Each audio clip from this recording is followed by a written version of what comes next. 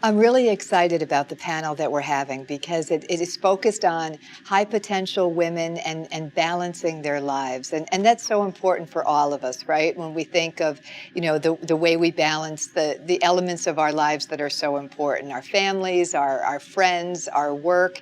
And I think it's great to have the opportunity to join together with so many of the up-and-coming new talent at the Society of Women Engineers and have a really frank and open discussion on this. The other reason I really like this is it's a great opportunity for us to showcase some of the great women who work at BASF.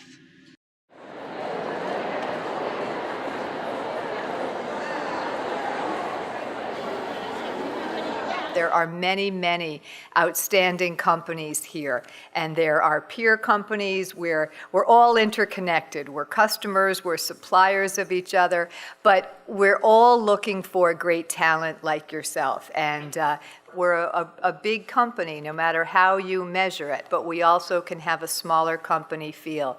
We are really working hard to continue to warm up and personalize our company. And outreach like this is very much a part of talking about, what it can feel like to be a part of a company like BASF. Whatever you are interested in, I can guarantee that we share many of those interests. I'll start with some questions, but would love to see some hands go up as well. Veronica, could you tell us a little bit about, when did you make the decision to pursue, a STEM career from an academic point of view and then further on as a career? So early on, obviously in grade school, math and science was what interests me. I guess the biggest challenge with that was that at that time, it still was not a lot of women in engineering, so there weren't a lot of role models, and there wasn't a lot of faith that that was something that would interest women long term. They're like, oh, don't you want to have kids, and don't you want to do that? So it was seen as something that was going to prohibit you from maybe doing those things too. It didn't really deter me at the time. I was like, well, I don't want to have kids. That's different now. I have 5.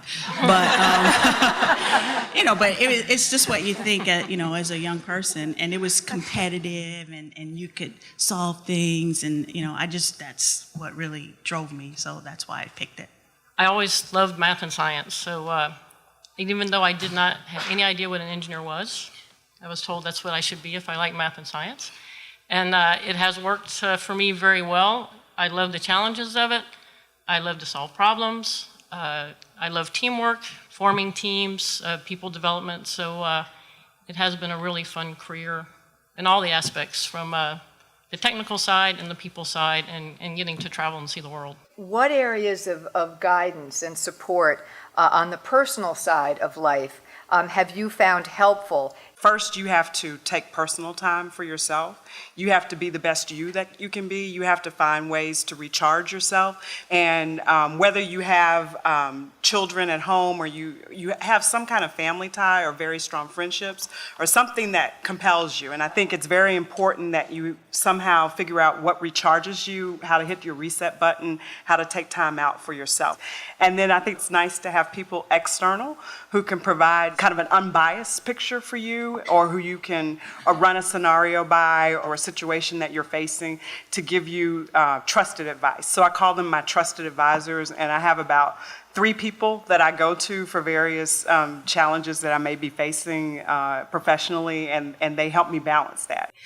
And I had very good bosses and very good mentors, but I remember I got to a pivotal point where it was going to be a pretty big stretch of a job. And it was going to be a job that was going to require a lot of potential travel and certainly a lot of hours. And my boss, who had always been my key supporter, and I still believe that to this day, said, well, I know you have some kids. And the way I handled it, I said, that's certainly something I'm well aware of. And let me worry about that, and trust me, I'm never going to make a decision that is going to somehow impact that in a way. That's kind of my responsibility. So please, if the opportunities are there, bring them to me, and I have the right of refusal, and I'll do that based on what I think I can handle at that time. We used to think of the career as a ladder, and it's more like a cha-cha. It's a lattice, right? And so there are times when I took a lateral move because it didn't require as much travel, as much of my time. But if I was picking up a new skill set, something that I thought would help me in the next level, then I was more around diversity of experiences and things like that, which ultimately did help my career.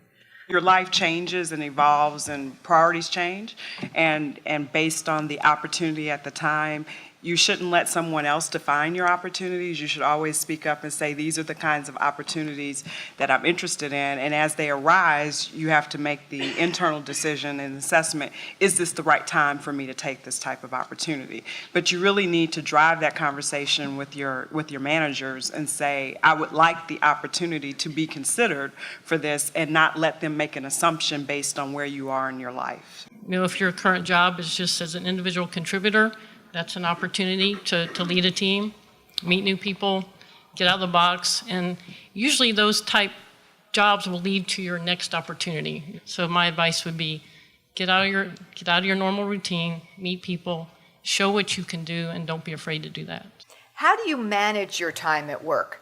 Because with your background, you tend to get pulled into a lot of different things. There are a lot of different teams. There's a lot of work pressure in terms of deadlines.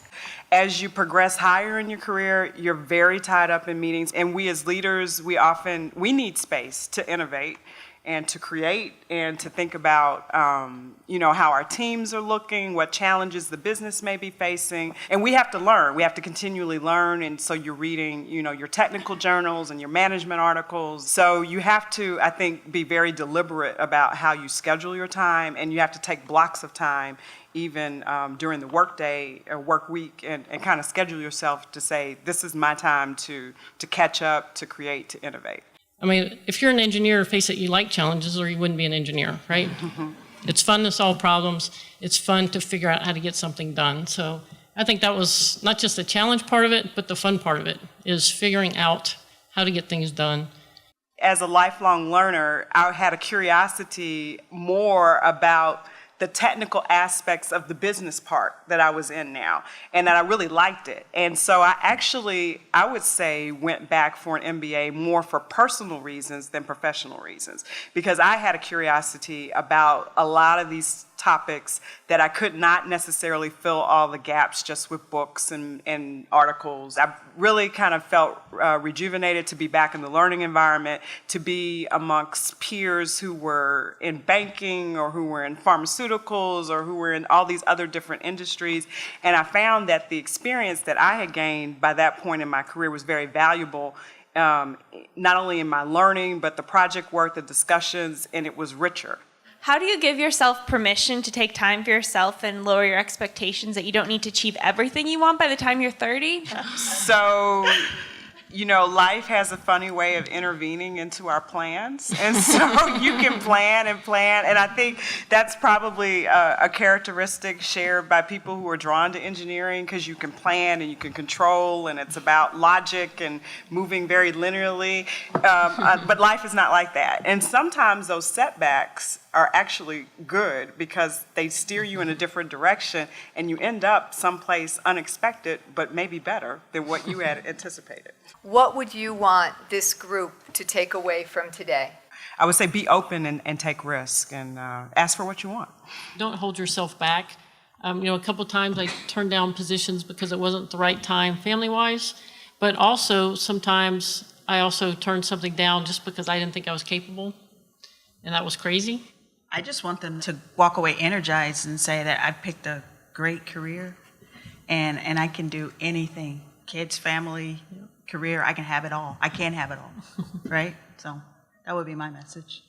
Has there been a time where any of you decided to either take maybe a lateral move or even a step back or slow down your career, or declined a career growth opportunity in order to accommodate your personal life? And how did that work out for you in hindsight? Twice in my career I declined jobs, and basically it was not a good time for me to move. I had to move for both of them, and so I decided they were great opportunities career-wise, but it was not a good time for me family-wise, so I declined. The good thing is, in both cases, a year later, I was asked again for also a good opportunity, and it was a better time in my life, and I accepted. So you don't always have to accept every offer, because if it's not a good time for you, it's probably not going to be successful anyway, right? you're a valuable performer, if you're high potential, they're going to make a way for you. They're going to accommodate, your life and what's important and what works, and the opportunities will come, because business changes and priorities change and opportunities, they come. So None of you need good luck or good fortune. You're on a great path, but we certainly wish you the best. Thanks for coming.